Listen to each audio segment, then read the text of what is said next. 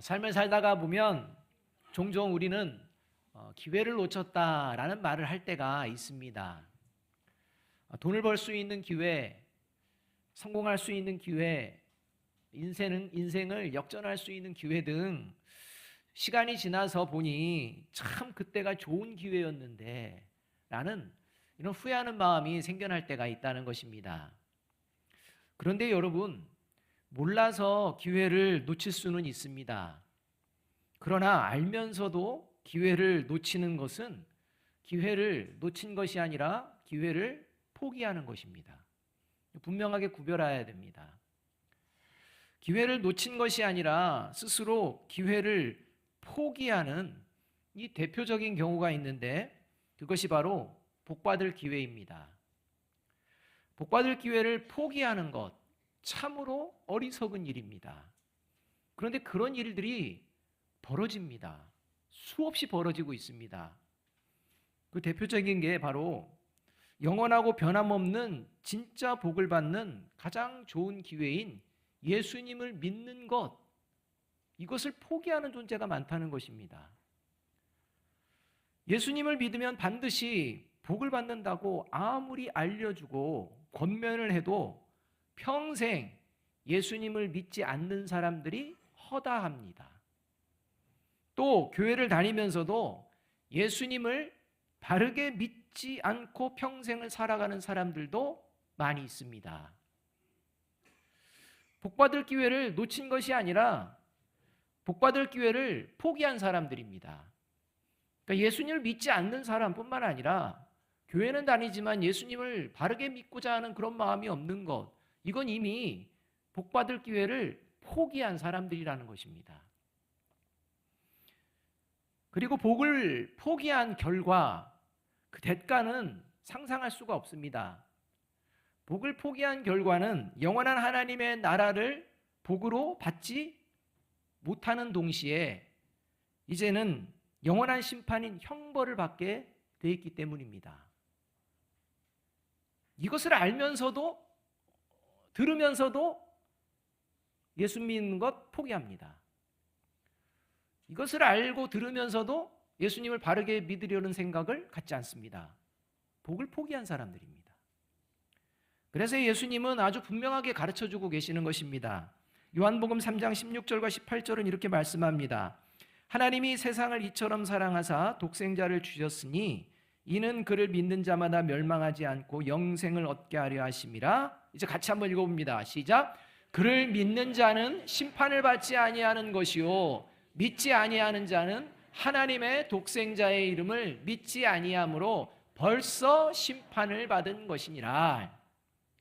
따라서 이렇게 주일 예배를 맞이해서 이 자리에 오신 저와 여러분, 하나님이 주시는 복을 포기하지 않고 하나님의 그 복을 받은 존재인 줄로 믿습니다. 우리 여러분 앞뒤에 좌우에 있는 분들에게 인사합니다. 잘 오셨습니다. 네. 지금 우리는 주일날 계속해서 예수님을 믿으면 하나님께 받게 되는 복에 대한 팔복에 대한 말씀을 나누고 있습니다. 여러분, 가난한 것이 복인 줄로 믿습니까?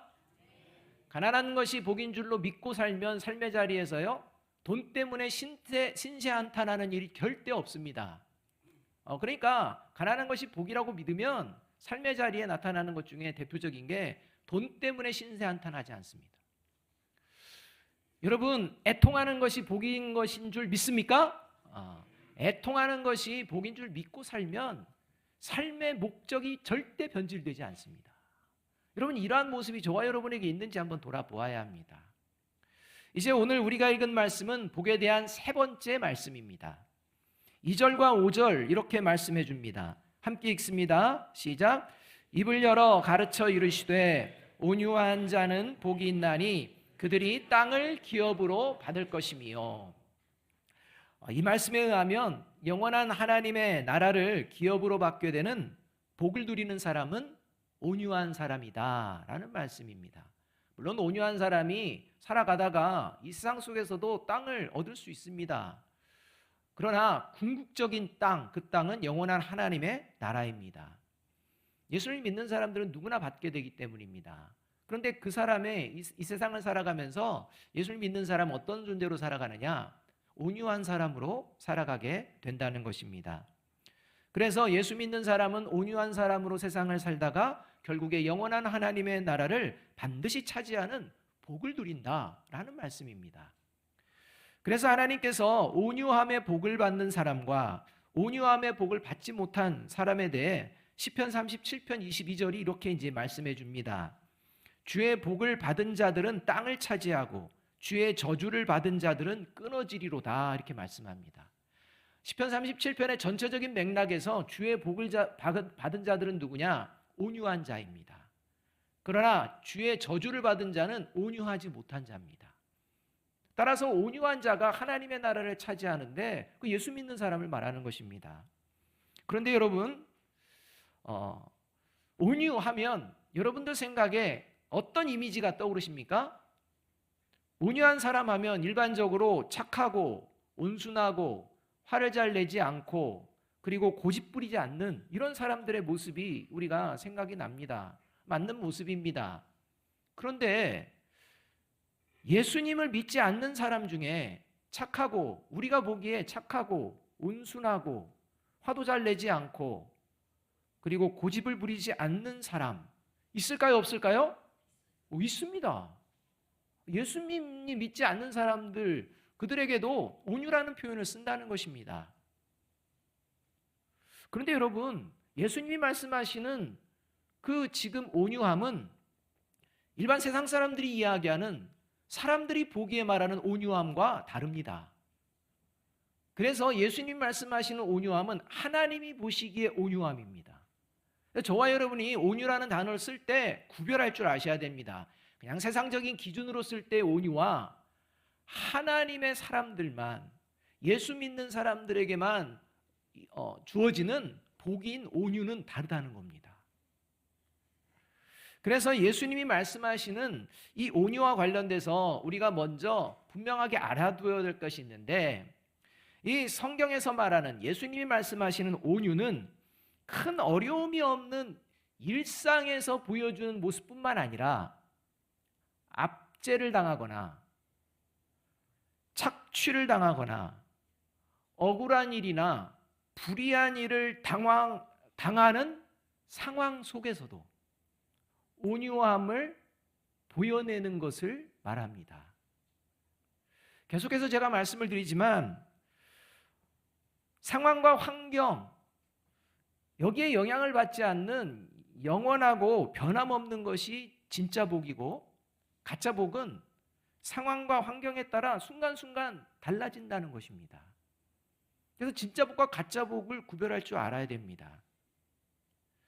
따라서 큰 어려움이 없을 때, 그때는 온유하다가도 어려움이 생길 때 온유함을 잃어버린다면 그 사람이 보여내는 온유는 가짜입니다.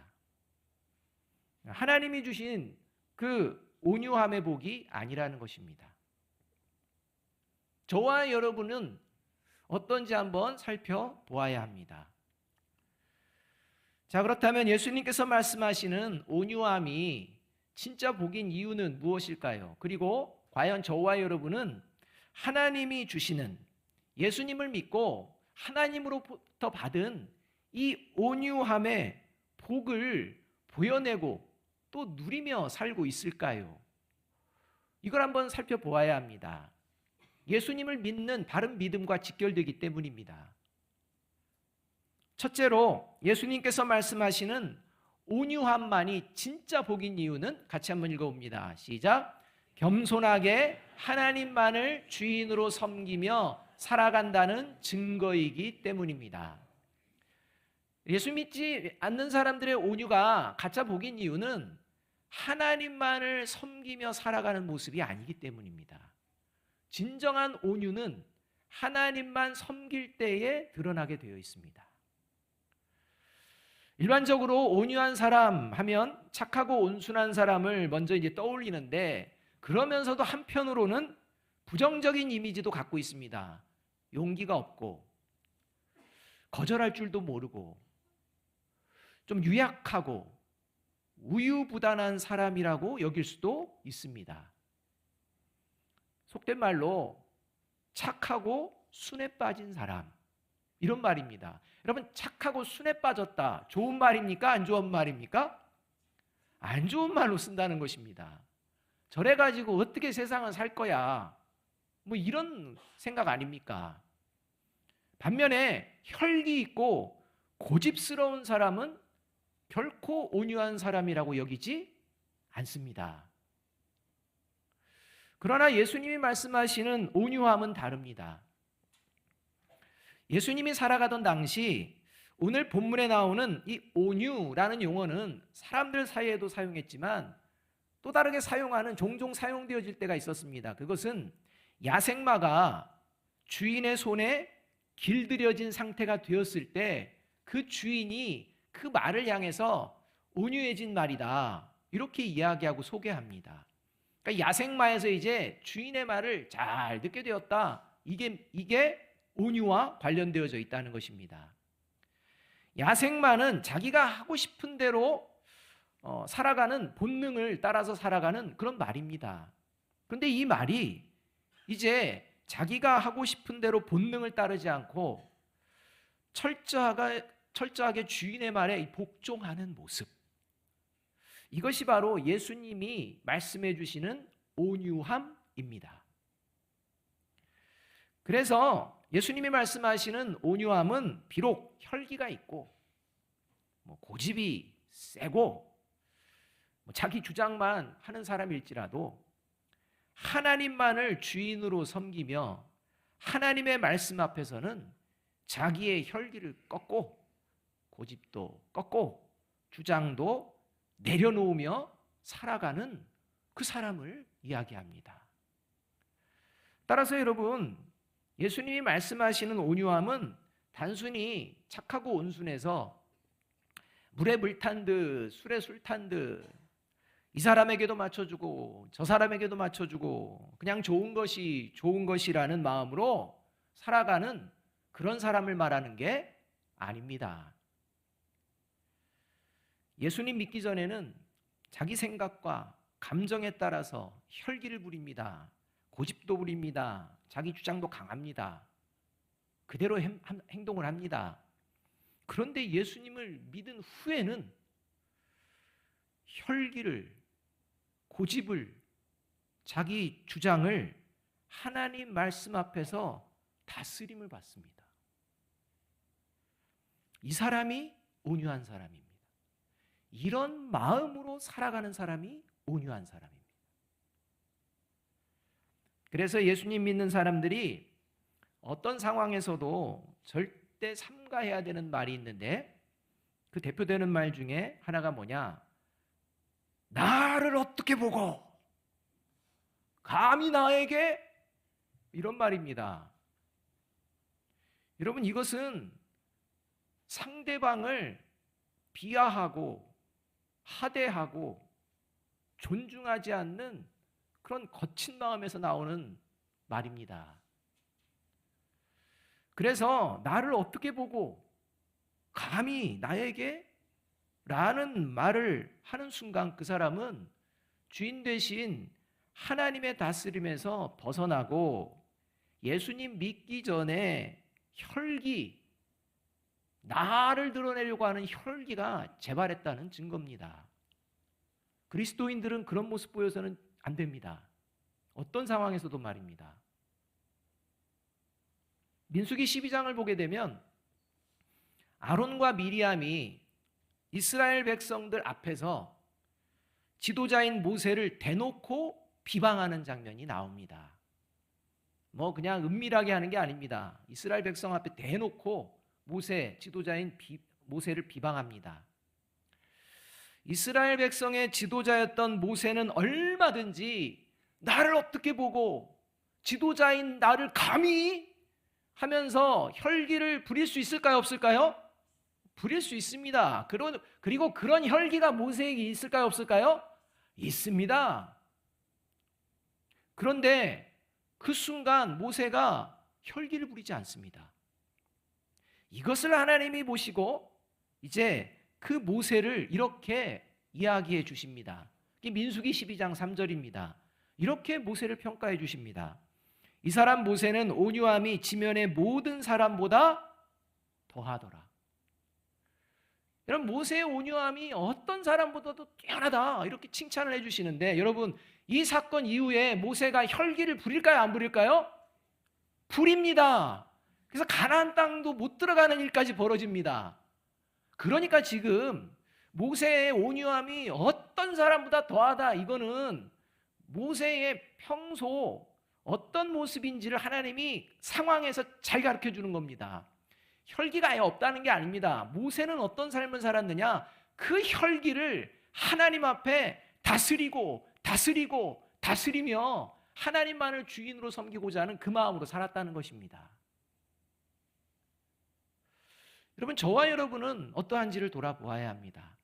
바라기는 겸손하게 하나님만을 주인으로 섬기며 저와 여러분이 가진 생각과 감정이 하나님의 다스림을 받는 저와 여러분 되시기를 주님의 이름으로 축복합니다. 이 마음이 온유함이라는 겁니다.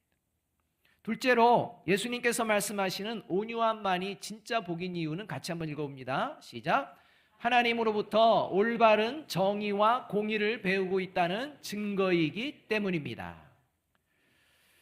여러분, 하나님으로부터 올바른 정의와 공의를 배우는 사람은 반드시 온유합니다. 시편 25편 9절 말씀 함께 한번 읽어보겠습니다. 같이 읽습니다. 시작. 온유한 자를 정의로 지도하시며 온유한 자에게 그의 도를 가르치시리로다. 이 말씀에 의하면 하나님은 온유한 자에게 올바른 정의와 공의를 가르쳐 주시는 분이시고, 그 반대로 온유한 자는 그 하나님의 지도를 받으며 살아가는 존재라는 것입니다. 여러분, 사람들은 누구나 자기가 가지고 있는, 자기가 생각하는 정의와 공의가 있습니다. 그런데 올바른 정의와 공의는 사람에게서는 나올 수가 없습니다. 그리고 결코 사람을 통해서 배울 수도 없습니다. 그러니까 사람을 통해서, 사람에게서 올바른 정의와 공의는 결코 나올 수도 배울 수도 없다는 것입니다. 그 이유를 하나님께서 분명하게 가르쳐 주십니다. 그게 창세기 8장 21절 중반절과 예레미야 17장 9절 말씀입니다. 같이 한번 읽어봅니다. 시작. 사람의 마음이 계획하는 바가 어려서부터 악함이라. 만물보다 거짓되고 심히 부패한 것은 마음이라. 예수를 믿지 않는 사람들은 자신들의 마음이 부패하고 죄 가운데 사로잡혀 있다는 것을 인정하지 않습니다. 얼마든지 자신들이 정의롭고 공의로울 수 있다고 착각합니다. 그래서 자신들의 힘으로 정의와 공의를 이루고 세우며 살아갈 수 있다고 착각합니다. 그러나 예수님을 믿는 사람들은 결코 내 안에서 올바른 정의와 공의는 나올 수 없다는 것을 믿습니다. 그래서 올바른 정의와 공의를 누구에게서 배우냐? 오직 하나님에게서만 배웁니다. 올바른 정의와 공의는 하나님에게로부터만 나올 수 있다는 것을 말씀을 통해서, 믿음을 통해서 분명하게 알고 있기 때문입니다. 따라서 여러분, 내게서 정의와 공의가 나온다고 여기며 살아가는 사람들의 특징은 이 정의와 공의를 외치면서 사납고 폭력적인 행동도 정당화합니다. 그래서 자신이 생각하는 정의와 공의에서 어긋난다고 여기면 그 즉시 속된 말로 싸움닭이 됩니다. 자신이 원하는 정의와 공의가 이루어지지 않는 한 그 마음에 평안도 없습니다.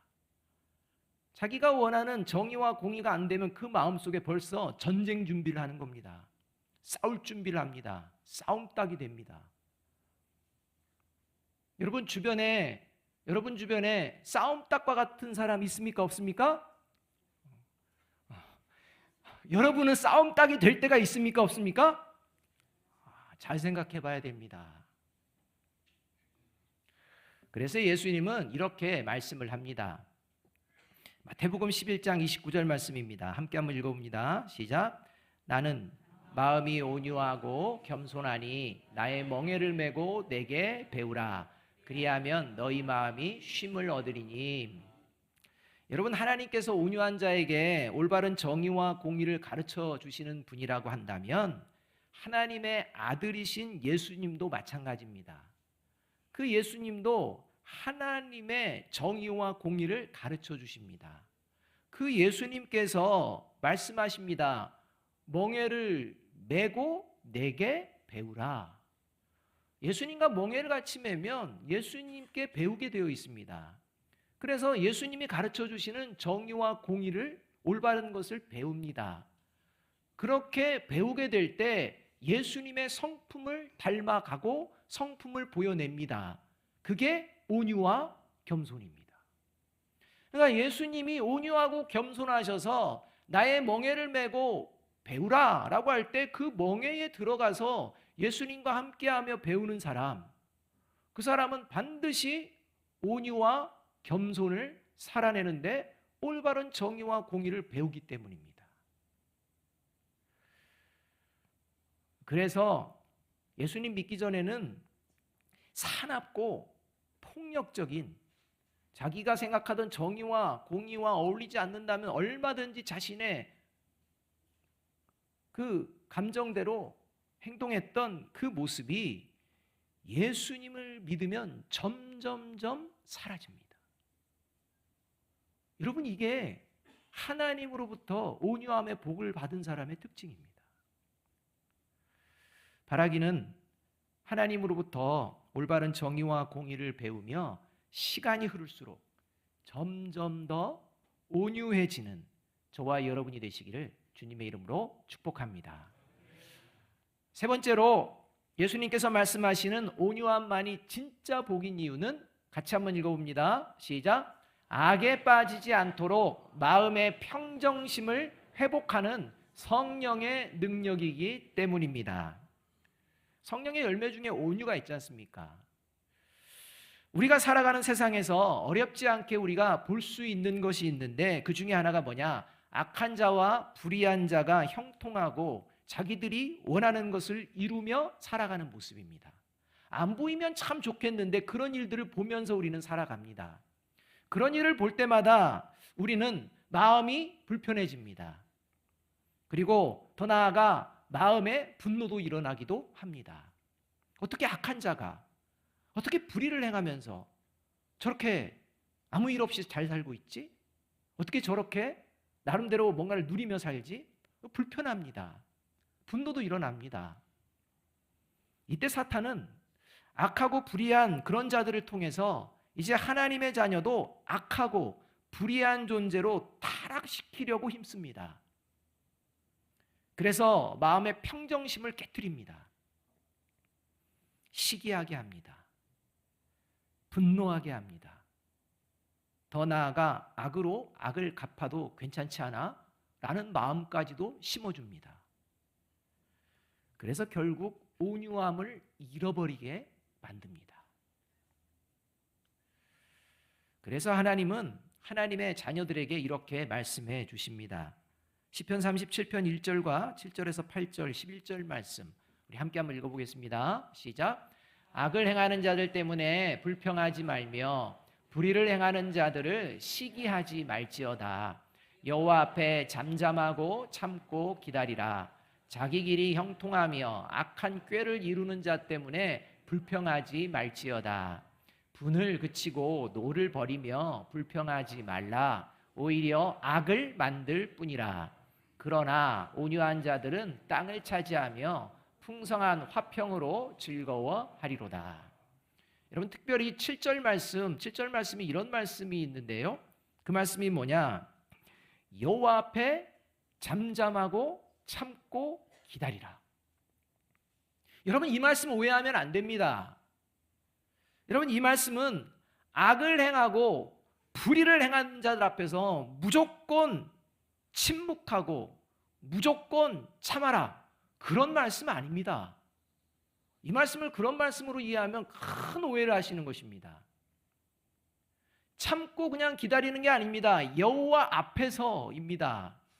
따라서 이 말씀은 영원한 하나님의 나라를 차지하게 되는 온유한 자는 악을 행하고 불의를 행하는 자들을 보면서 시기하거나 불평하거나 분노할 수 있다는 것입니다. 안 된다는 게 아닙니다. 할 수 있다는 것입니다. 그러나 계속해서 그 마음 속에 시기와 불평과 분노를 키워가는 것은 안 된다, 이 말입니다.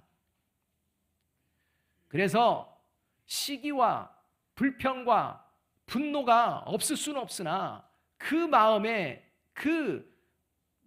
찾아오면 성령님을 통해서 여호와 앞에서 하나님을 의지하고 하나님의 도우심을 구하는 가운데 이제 그 마음 속에 일어나는 시기와 불평과 분노를 잠잠하게 통제하며 하나님이 주신 평정심의 마음을 회복함으로 악에 휩쓸리지 않아야 한다, 이 말씀입니다. 그러니까 시기와 분노와 이러한 모습들이 저와 여러분에게 나올 때 먼저 행동하는 게 아니라 여호와 앞에서 나의 마음을 살피고 하나님이 원하시는 마음으로 회복되어지는 이 역사를 기대하고 또 이 일을 이루고자 힘쓰는 자, 그가 온유한 사람이라는 것입니다. 그래서 하나님 앞에서 잠잠히 자신의 마음을 점검해야 합니다. 내 마음에 안 들 때 욱하는 분들이 있나요, 없나요? 여러분들은 욱하십니까, 안 하십니까?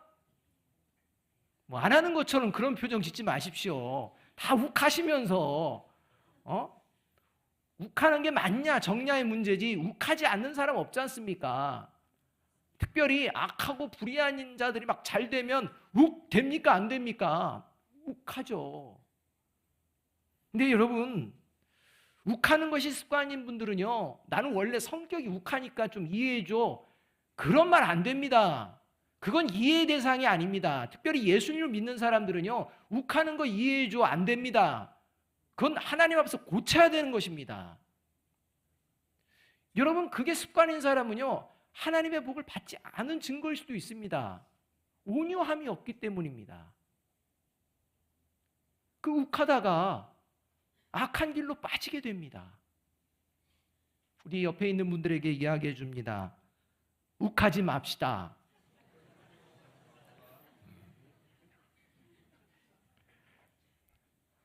욱할 수 있습니다. 근데 욱할 때 참는 훈련 하자는 겁니다. 누구 앞에서? 여호와 앞에서. 그 마음이 하나님이 기뻐하시는 마음인지 아닌지, 하나님이 원하시는 올바른 정의와 공의에서 나오는 것인지 여러분 점검해야 합니다. 그래서 여러분, 내가 예수님을 바르게 믿으며 살고 있는지 아닌지 정확하게 확인할 수 있는 가장 좋은 기회가 있다면 그 기회가 바로 악과 불의가 행해지는 것을 볼 때나 악함과 불의를 내가 당할 때입니다. 바로 그때 잠잠히 나의 마음이 먼저 하나님께 배운 올바른 정의와 공의가 무엇인지를 생각하며 성령의 도우심으로 마음의 평정심을 회복하며 온유한 자답게 행동하고자 하는지, 저와 여러분이 그 상황에 살펴보면 저와 여러분이 하나님께 온유함의 복을 받았는지 아닌지를 알 수가 있다는 것입니다. 그래서 이 모습을 갈라디아 6장 1절은 이렇게 말씀합니다. 같이 한번 읽어보겠습니다. 시작. 형제들아, 사람이 만일 무슨 범죄한 일이 드러나거든 신령한 너희는 온유한 심령으로 그러한 자를 바로잡고 너 자신을 살펴보아 너도 시험 받을까 두려워하라. 여러분, 이 말씀에 범죄하고 악한 일들을 행하는 사람을 그냥 기다려주고 무조건 참아라, 이런 말씀이 아니지 않습니까? 잘못된 거 바로 잡아야 된다는 것입니다. 그런데 어떤 마음으로? 온유한 심령으로. 여러분, 이것입니다. 침묵이 아니라 잘못된 것을 바른 길로 인도하며 그때 나의 마음이 온유한 심령인지를 먼저 살펴보는 것. 이것이 바로 하나님으로부터 온유함의 복을 받은 사람의 특징이라는 겁니다. 어쩌면 이 시대가, 우리가 살아가는 지금의 환경이 저와 여러분의 가장 온유함을 보여줘야 될 가장 절호의 때라고 생각됩니다. 지금 우리나라의 모습을 볼 때 자신들이 하나님이 되어서 자신들이 만들어 놓은 정의와 공의를 서로 내세우며 거짓과 선동과 폭력을 가리지 않고 서로 악한 영에 휩쓸려 물고 뜯고 있는 이 현실이 우리나라의 상황이라고 말하는 것은 과언이 아닐 것입니다. 이러한 현실 앞에 저와 여러분을 포함한 예수님을 바르게 믿는 이 땅의 그리스도인들에게 가장 필요한 모습, 그 모습이 바로 온유함인 줄로 믿습니다. 그래서 하나님이 말씀하십니다.